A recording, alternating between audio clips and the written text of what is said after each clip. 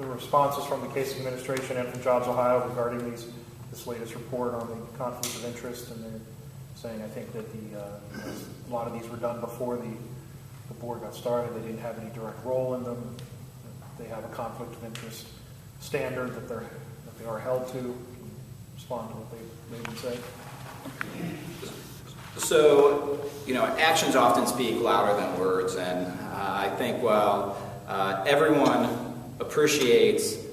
what it seems the statements are that are coming out of the administration, unfortunately, it seems like time and time again, they're saying, we did everything right. By the way, we're going to close the window so you can't see anything more what's going on in here. And so I think it's concerning in that, obviously, while they're saying, trust us, trust us, trust us, by the way, we want to make it more difficult for you to see what we're doing,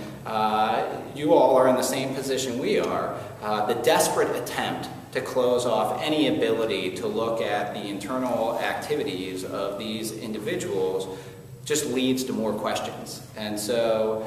if in fact everything that you are doing is on the up and up, and it's creating a stunning Ohio miracle, well, then open up your doors and make sure that every dollar can be accounted for. But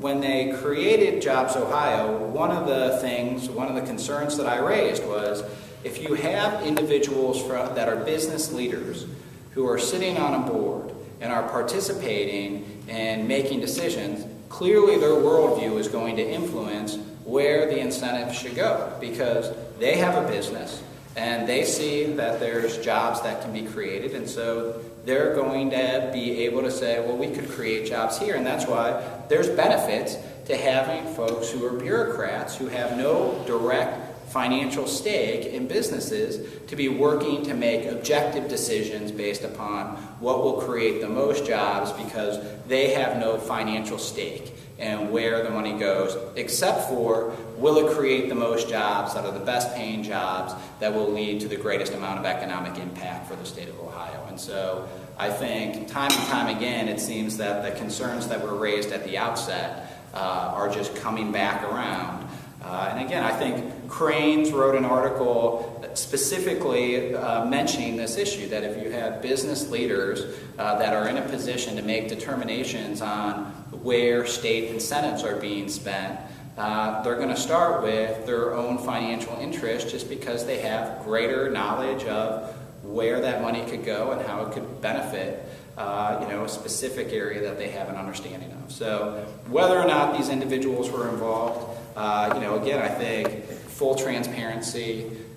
continued ongoing oversight, making sure that individuals who are dealing with public funds have the exact same liability as any other public actor who's dealing with public funds. I mean, the fact that they have essentially said there's not going to be criminal liability, even though if you were a public actor dealing with public funds, you would have criminal liability. Again, why are we lessening the liability standard for somebody who, frankly, had the dollars just stayed with the Department of Development, there would be a higher level of liability?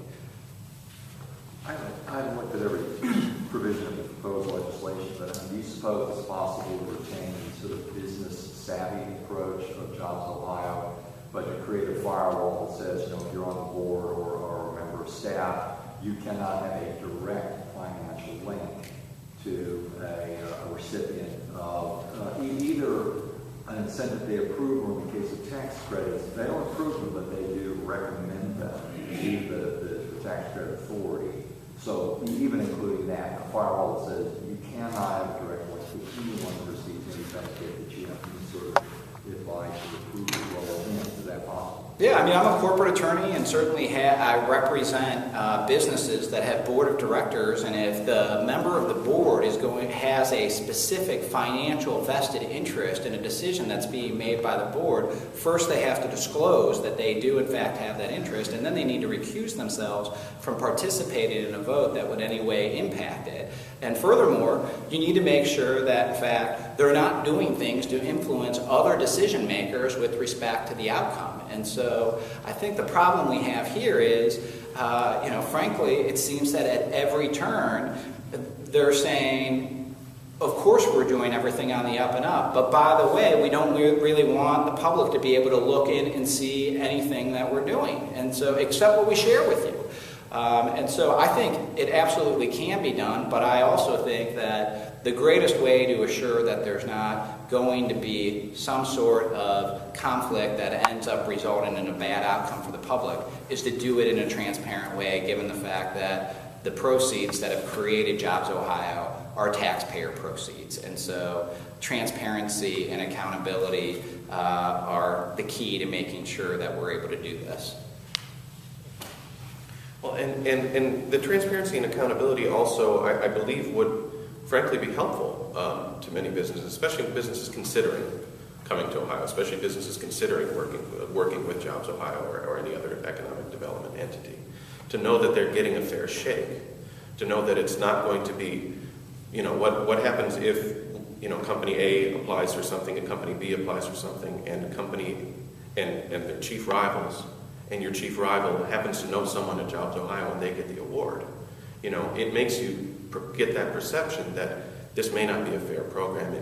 I may not want to work with Ohio again. And in 5 years down the line, if you're looking to do it again, if you're looking to move from Indiana to Ohio, or looking at Texas or Ohio or Singapore or Ohio, you want to be able to know that if you're working with Ohio, you're getting that fair shake. So I think that level of transparency could actually end up being beneficial to businesses and to bringing businesses into Ohio. There have been reports that Tom Charles has been in discussions with JobsOhio